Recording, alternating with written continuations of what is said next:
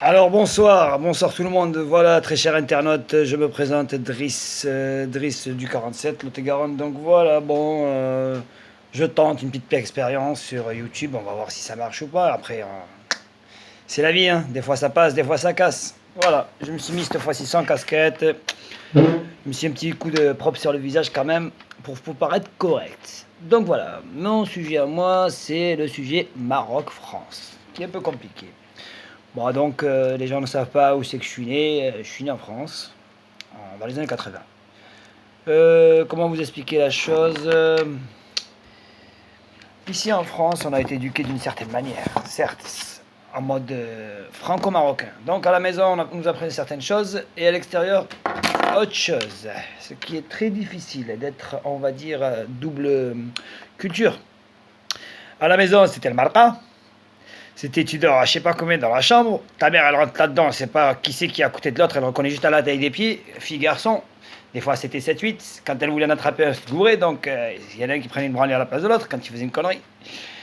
Et à l'extérieur, c'était autre chose. Driss, va t'asseoir à ta place, on n'écoutait rien, parce qu'à la maison on n'avait pas de place. Tu seras plus de dessert. Ouh lolo, très compliqué chez nous le sujet du dessert. Des bananes, un yaourt au fond du frigo. Celui-là, franchement, c'était la guerre 14-18 pour l'avoir. Et bien sûr, jamais oublier le sacré brugnon, que pour tout le monde se battait pour ce sacré brugnon là. Le samedi matin, quand le daron partait au marché, on était tous heureux. Ah, il va ramener des bananes, des pêches ici, ça. Il n'y avait même pas moyen, le cajot il se posait dans la cuisine, chaud, à coups de 8, par main, paf, à croire qu'on n'avait jamais mangé ça. Mais en grandissant, c'est autre chose. Après, moi, j'ai découvert le monde, écoutez, des copines, Stéphanie, Julie, Erika, tous les prénoms, Sabrina, des jolies, Shakira, tout ce qu'il y avait. Il y a des filles hyper high-tech. Je me dis, mais qu'est-ce que je fous là? T'allais chez eux, la belle villa. Oh là, un truc de ouf.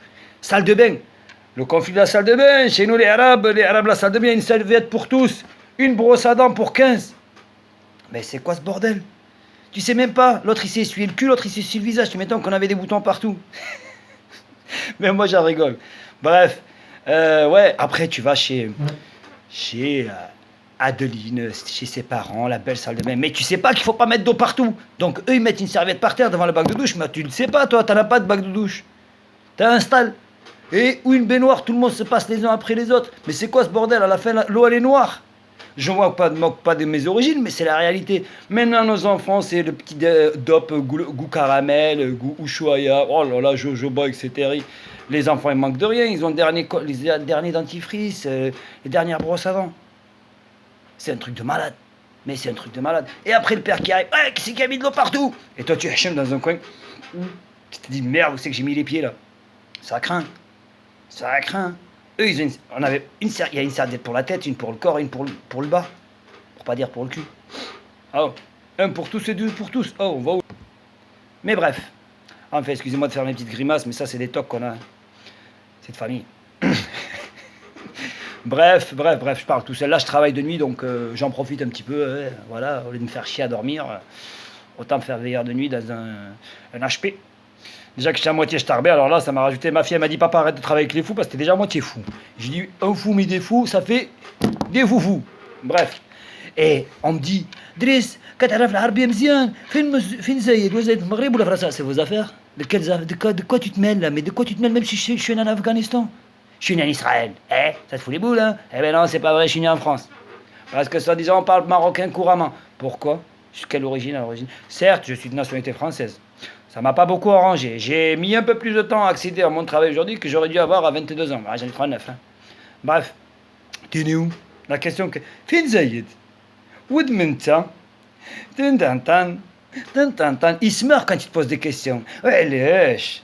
La daronne. Ouais, lèche. Adjouj. Le coup du mariage. Oh là, quel conflit. On veut pas se marier. Je veux pas me marier. J'ai des enfants balakali à séparer, certes. Oh, on va me ramener une tête enfarinée. Je raconte une histoire qui m'est arrivée une année. J'étais avec ma copine belle comme une poupée.